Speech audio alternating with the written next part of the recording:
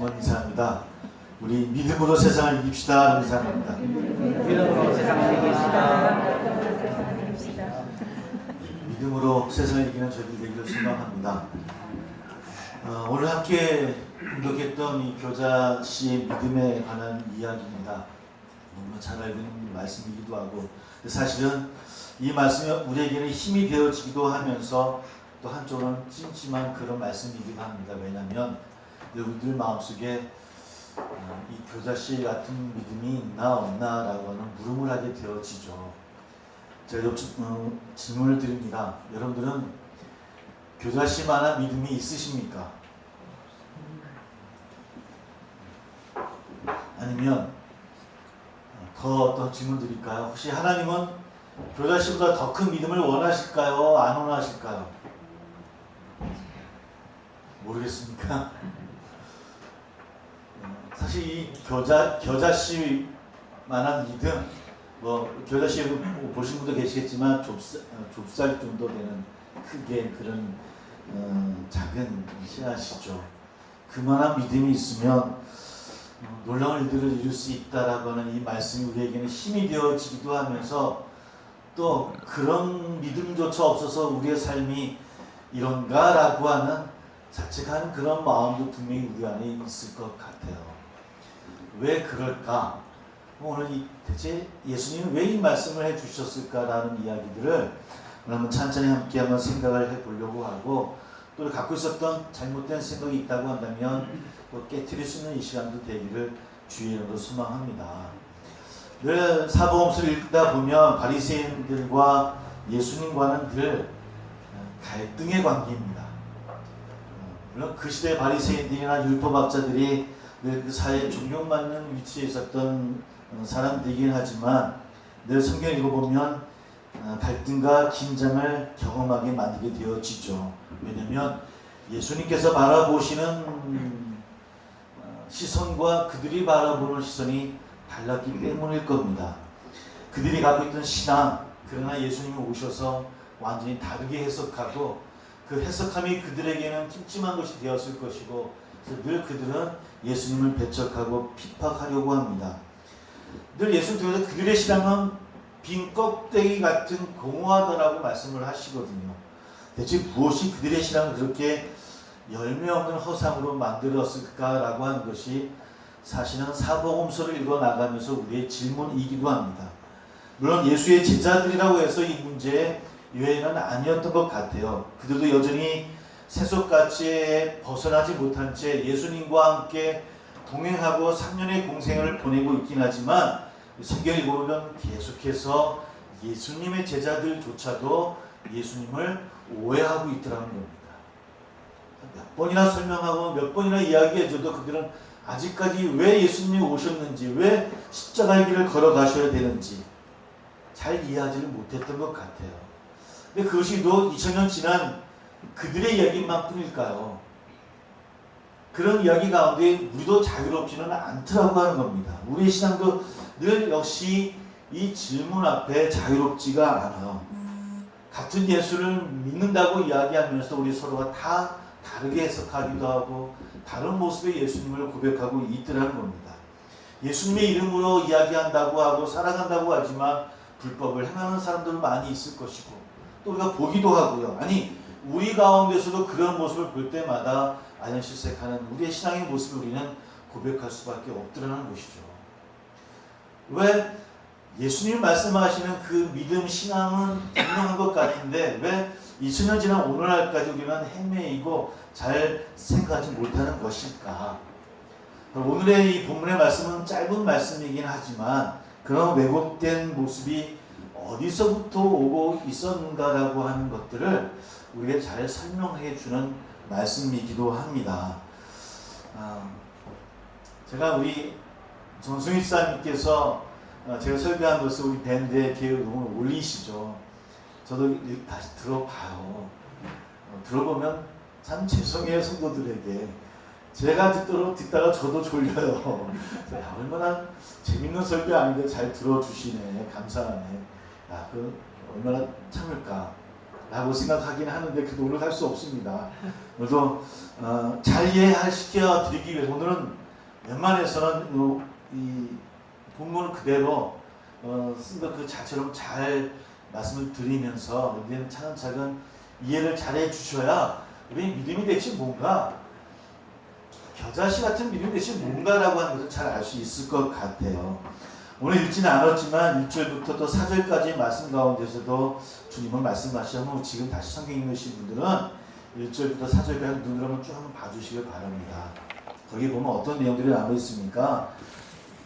소자를 실족하게 하는 이에 대한 저주의 말씀도 나오죠. 그죠? 먼저 맷돌을 메고 바다에 빠뜨기 더 낫다는 말씀이 나오고요. 또 3절 4절의 말씀 속에서는 용서하라라는 말씀이 나와요. 그죠? 하루에 7번이라도 내게 죄를 짓고 7번 내게 돌아와 내게 회개하노라. 그러면 너는 어떻게 하라? 용서하라는 그런 말씀이 나와요. 이 말씀이 바리새인들의 외식을 고발하는 그런 말씀이기도 하겠지만 또 주님 앞에 서고 보니까 실상은 오늘 제자들에게 해주시는 말씀이거든요. 5절부터의 말씀은. 그런데 제자들이 생각해 보니까 율법학자들과 바리새인들 제사장 그룹에게 해주시는 말씀이지만 그 말씀 또한 제자들이 듣기에는 본인들도 어땠을까요? 찜찜한 거예요. 본인들도 생각해 보니까 감당할 수 없는 그런 말씀이에요. 나는 소자를 위해서 잘했는가? 용서하는 삶을 살았을까? 생각해 보니까 뭐 그들이나 우리나 나 자신이나 뭐 별다른 모습이 없다라고 분명히 느끼지 않았겠습니까? 느꼈을 거예요. 편할 리가 없죠. 그러다 보니 오늘 5절에 뭐라고 그들이 주님께 고백합니까? 사도들이 주께 여짜오되 뭐라고요? 뭘 더해달라고요? 믿음을 더해달라고 요청해요. 왜 그랬을까요? 왜 믿음을 더해달라고 요청했겠습니까? 1절부터 4절의 말씀을 들어보니까 제자들 한 얘기가 바리새인들이 얘기하는 거라 분명히 말씀드리고 14절부터 계속 바리새인들과 제사장 그룹들이 하는 이야기인데 그 얘기를 들어보니까 나 자신도 제자 그룹 그 자신들도 감당하기 어려운 이야기인 거예요. 야, 이 문제는 저들만의 문제가 아니라 나의 문제이기도 하겠구나. 근데 나는 이걸 어떻게 해야 되지? 라고 생각하니 마음이 편치 않아요. 그래서 주님께 고백하는 겁니다. 주님 말씀하신 그 말씀을 감당하려면 지금 내가 가지고 있는 믿음 가지고는 안 되겠습니다. 그러니까 뭘 더해달라? 믿음을 좀 더해 주십시오. 그럼 우리가 좀 할 수 있지 않겠습니까? 근데 가만히 생각해 보면 이 고백은 어떤 고백이 되어지냐면은 우리가 뭘 명예를 달라, 성공을 이루어 달라는 식의 언어를 표현하는 기도의 모습에 믿음을 가지고 와서 포장하는 게 참 익숙한 시도인 살아가고 있는 모습이잖아요. 그 당시도 마찬가지였다고 하는 거예요. 또 우리들 눈에는 그래도 그 마음이 믿음을 더해달라고 하는 그 제자의 모습들이 그래도 바리새인들보다 그들보다 더 낫다라고 생각될 수 있잖아요. 그렇지 않습니까? 그럼에도 불구하고 주님은 그러하지 않으셨던 것 같아요. 믿음을 더해달라고 하는 제자의 그 고백들이 사실은 바리새인들과 그들의 모습과 별반 다른 것이 없다라고 보신 것 같아요. 왜?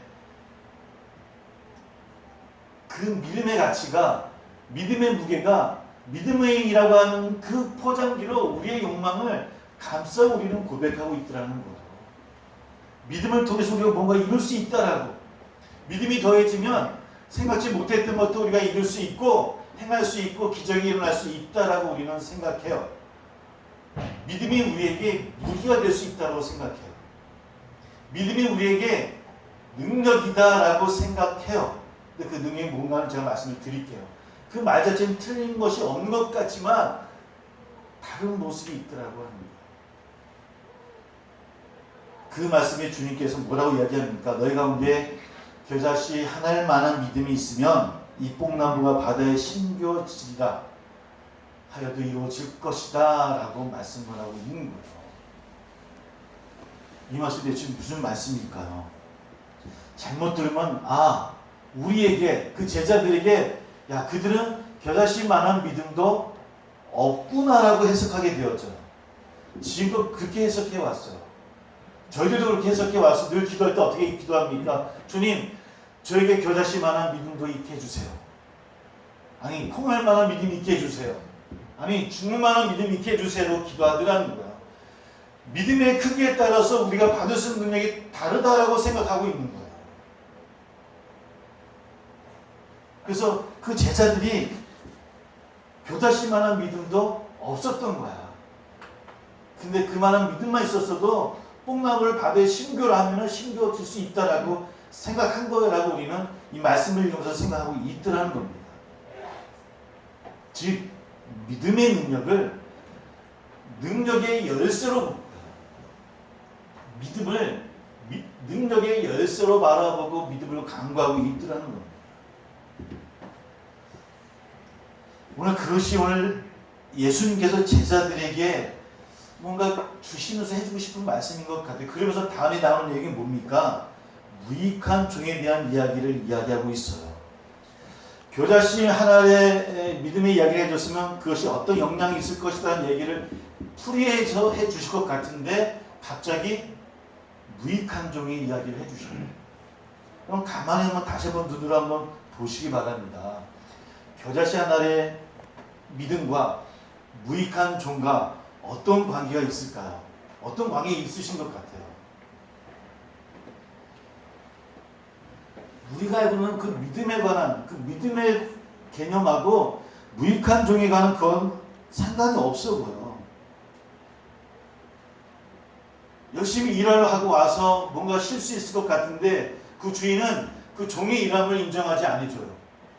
너 계속 나 밥 먹을 동안 휴 좀 들어. 네가 할 일이야. 네가 할 일 가지고 티를 내. 라고 주인은 얘기하는 거예요. 너는 네 할 일을 하면 되는 거야. 네가 한 것이 나에게 큰 기쁨, 나에게 어떤 많아서 주는 것이 아니야. 라고 이야기하고 있더라는 거예요. 종은 열심히 일을 하고 있는데, 열심히 뭔가 해서 뭔가 이야기를 듣고 싶어 하는데, 근데 주인에서 나온 이야기는, 그건 네 일이야. 당연히 해야 되는 일이야. 라고 이야기를 하고 있더라는 거예요. 겨자씨 하나의 믿음과 무익한 종의 이야기와 대체 어떤 관계냐는 거예요.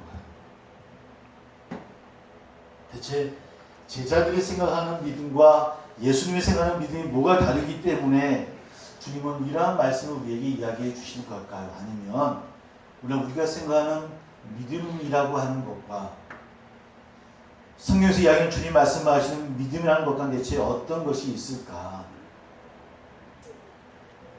우리들 모세처럼 엘리야처럼 특별한 능력을 갖는 믿음의 사람이 되기를 소망하지 않습니까? 그렇지 않습니까? 저도 늘 기도합니다. 늘 이야기하듯이 주님 저기 능력을 주십시오. 손만 들어도 막 뭐가 변해지고 막 바다가 갈려지고 그러면 뭔가 크게 될 것 같은데 주님 한번 좀 허락하시죠. 저도 기도해요.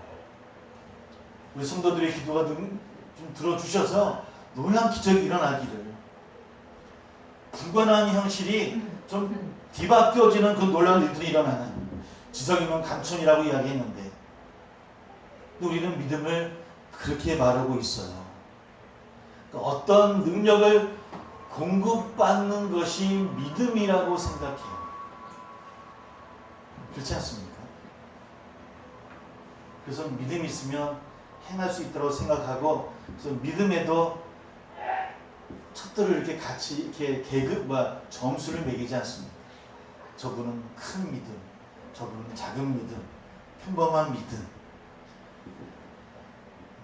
믿음이 능력이긴 하지만 근데 믿음의 가치를 우리가 좀 더 잘못 이해하고 있는 것은 아닌지, 오늘 예수님 말씀하시는 믿음의 결은 우리랑은 뭔가 분명히 다른 것 같아요.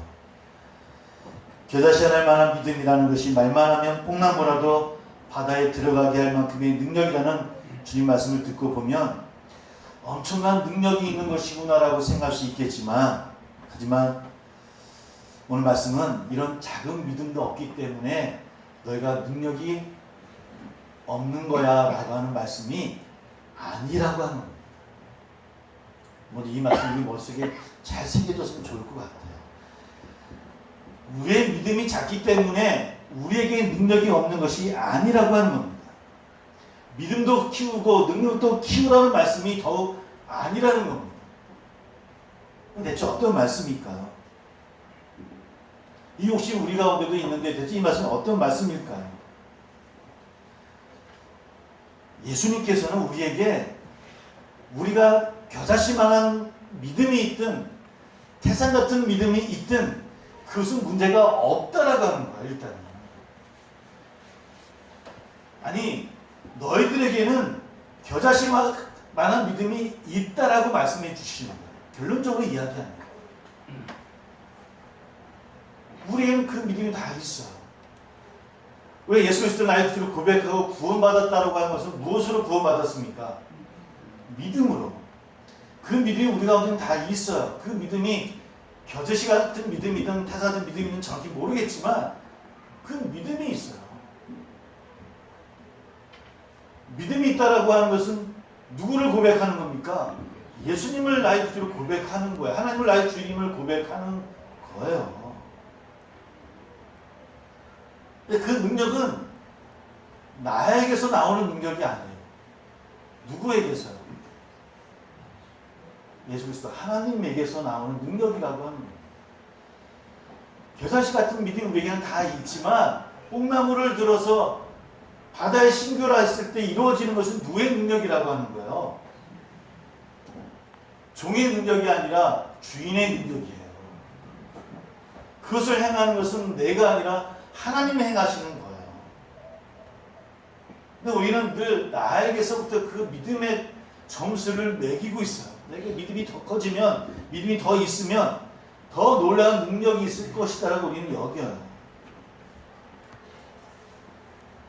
그래서 우리에게 이 무익한 종의 비유는 우리에게 좀 불편해요.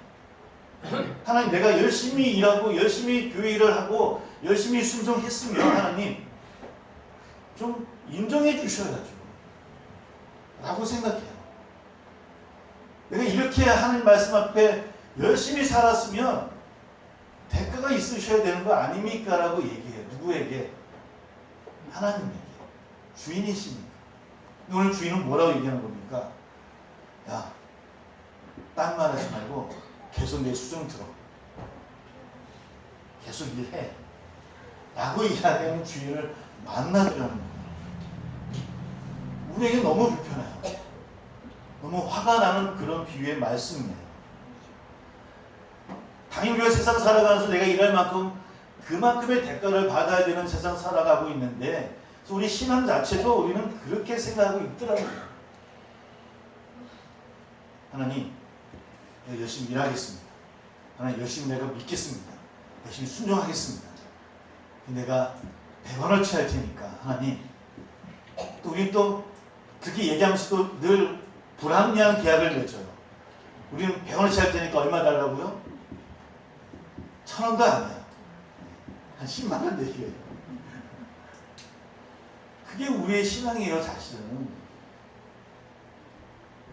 그 믿음이 더 있어야 된다라고, 그 믿음 더 달라라고 막 얘기해. 누구처럼? 오늘 성경 말씀 누구처럼? 제자들처럼. 야, 그 얘기 들어보니까 우리가 어떻게 소자를 시족하지 않게 할 수 있지, 작은 자를? 어떻게 이런 것이 용서를 합니까? 저는 못합니다. 그러니까 선생님, 좀 믿음을 좀 더해 주시죠. 그러면 할 수 있을 것 같아요. 주님, 이 일을 우리가 감당하기 어렵습니다. 믿음을 좀 더해 주십시오. 능력을 더 주십시오. 사실 그 능력조차도 주님 주신 능력을 우리는 생각하지 않죠. 그 능력조차도 이 세상에서 누릴 수 있는 것이라고 우리는 생각하죠. 우리 욕심 참 많아요. 그런 믿음을 내가 갖고 있으면 하나님의 일을 이룰 수 있다고 고백하는 것이 저나 우리들의 모습이에요. 2000년 전 바리새인들이나 제사장급들이나 또 제자들이나 오늘 우리들의 모습이나 다른 게 없어요. 오늘도 저희들은 늘 기도하면서 하나님, 주님이여 믿음을 더하소서, 믿음을 주소서라고 이야기하고 있더라는 거예요. 근데 오늘 주님은 우리에게 말씀하고 있어요. 얘들아, 겨자씨가 만한 믿음이 있지 않니? 겨자씨 같은 믿음은 있어. 근데 왜 두려워하느냐는 거야. 바다 위를 걸어가는 주님을 보고 베드로도 두려워하잖아. 그 뭐라 이야기합니까? 믿음이 뭐하는 자라? 그때 믿음이 적은 자는 원을 찾아오는 믿음이 없는 자예요. 없는 자라. 왜 믿음이 없는 것처럼 행하려는 거예요? 우리의 믿음이 있어요. 사랑하는 성도 여러분, 예수 그리스도를 나의 구주로 고백하십니까? 이 고백이 있다라고 하면 우리 안에 믿음이 있다라고. 왜? 그것은 하나님의 은혜니까요. 은혜가 아니면 믿음이 있을 수 없으니까. 그 믿음이 우리 안에 있단 말이에요. 믿음이 있다라고 한다면 하나님을 바라보고 나아가면 되는 거예요. 왜? 그 능력은 누가 행하시는 것이니까? 하나님이 행하시는 거니까요. 그건 주인의 몫이에요. 땅을 팔고 뭐 어떤 땅을 팔고 어떤 이익을 얻는 것은 주인의 몫이지 종의 몫이 아니에요. 종은 그 자리에서 열심히 일을 하면 돼요. 근데 우리는 늘 믿음에 더해달라고 해요. 내가 더 많은 이익을 얻겠다라고. 여러분, 하나님의 은혜 가운데 우리가 믿음을 갖게 되어주고 하나님의 백성이 되어졌습니다. 하나님의 백성이 되어졌다라고 하는 것은 나는 부족하고 연약하지만 제대한 존재이지만 그 은혜로 내가 구원받을 수 있다라고 하는 것을 고백하는 그런 귀한 은혜요 선물입니다. 선물을 받은 자는 이제 누구를 바라보고 나가야 됩니까? 하나님을 바라보고 나가야 되는 것이 바로 성령의 충만의 삶을 나가는 삶이고 성결의 삶이에요. 그렇게 고백하며 나가면 됩니다. 그 고백이 있으면 우리가 바다 한가운데 있든 폭풍 속에 갇혀 있든 흔들리지 않는 거예요. 근데 늘 우리가 그 믿음은 내가 거두는 것이고 내가 더해져야 된다라고 생각하니까 믿음의 믿음을 더해야 된다고 생각하니까 늘 흔들리는 거예요. 왜? 내가 해야 된다고 생각하니까. 능력이 나에게서부터 나와야 된다고 생각하는 걸까요? 그래서 늘 하나님께 고백합니다. 좀 믿음을 더해달라. 믿음을 더해달라. 여러분, 우리가 믿음이 더해지면 작은 소자, 정말 연약한 소자까지 실족하지 않은 삶을 우리가 완벽하게 살 수 있을까요?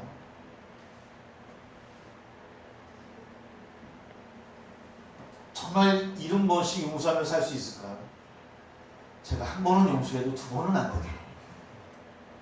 아니, 두 번, 세 번까지는 어떻게 참을 수 있겠는데. 정말 그럴 수 있습니까? 원수를 사랑하라 하셨는데 원수를 사랑할 수 있겠습니까? 믿음의 믿음을 더하면 할 수 있을까요? 우리 못해요. 우리 그렇게 살아가지 못해요. 또 우리는 그 하나님을 고백하는 거예요. 그 하나님이 그것을 이루실 것을 믿고 나가는 거예요. 우리가 그래도 고백하고 확신하게 나가는 것은 그 하나님이 이루어 주실 것이고 그 하나님이 이 땅 삶 가운데 승리케 주실 것이다라고 하는 것을, 아니 끝내는 하나님 나라를 완벽한 하나님이 이루실 것이라는 그 믿음이 우리 안에 있기 때문에 나가는 거 아니겠습니까? 그것을 믿고 서로 도와주고 서로 안아가며 손잡고 나가는 거예요.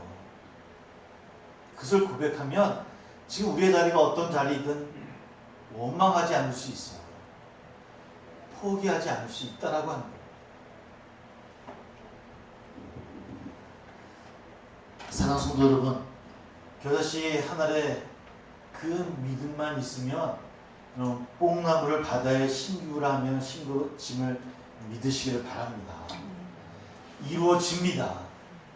근데 그 믿음이 내 안에 고백되어져 있습니까? 그 하나님을 바라봅니까? 아직까지 더 주지 않으셔서 못합니다. 좀 불평하고 있는 것은 아닙니까? 이 믿음이 없으니 우리는 늘 세상의 가치로 평가해요. 더 가지려고 하고 더 높아지려고 하는 것이 왜 그렇습니까? 이 믿음의 고백이 우리 안에 정착되지 않아서예요. 그래서 내가 더 높아지려고 하고 그래서 더 계급화되어지고 차별하고 너와 나는 다르다라고 이야기하고. 왜요? 나는 너보다 더 믿음이 하나 더 가졌어. 믿음이 더 커. 믿음이 더 태산 같은 믿음을 내가 갖고 있는 너의 믿음은 보잘것없어 라고 평가해 버리죠. 사랑하는 성도 여러분, 우리가 믿음으로 주님의 일을 하는 것이 아니라 우리가 하나님을 위해서 일을 하시는 것이 아니라 하나님께서 나를 위해서 일하신다라고 믿으기를 소망합니다. 지금도 하나님께서 여러분들을 위해서 일하심을 믿으십시오. 우리는 믿음을 가지고 그분을 바라보고 나아가면 됩니다.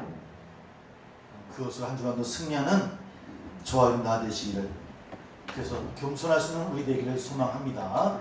기도하겠습니다.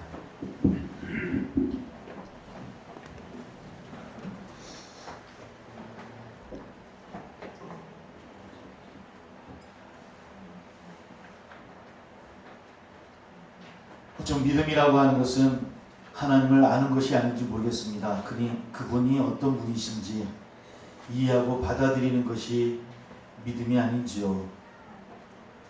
바리새인들이, 제사장들이, 제자들이 믿음을, 즉 하나님을 잘 알았다고 한다면 아마 그들은 마음의 중심을 보시는 하나님 앞에 기만하거나 외식하지 않았을 것 같습니다. 우리 또한 마찬가지고 우리들의 모습이 그렇고 우리 교회가, 한국교회가 그러하지는 않은지요. 하나님을 잘 알아야 되는데 잘 알지 못하기 때문에 우리는 손가락질 당하고, 그래서 우리는 대단한 사람인 양 세상과 이원론 쪽으로 생각하고 거룩한 채 하지만 그러나 세상에 손가락질 당하고 있는 것은 아닌지. 정말 믿음 있는 사람은 겸손할 수밖에 없을 터인데, 하나님을 아는 자라고 한다면 겸손할 수밖에 없을 터인데, 우리는 그 말씀 앞에 어떤 모습으로 다가가야 되는지 이 시간 주님, 내 안에 있는 믿음을 고백합니다. 그 하나님을 향해 나가기를 소망한다라고 함께 기도하며 성찬을 준비합니다.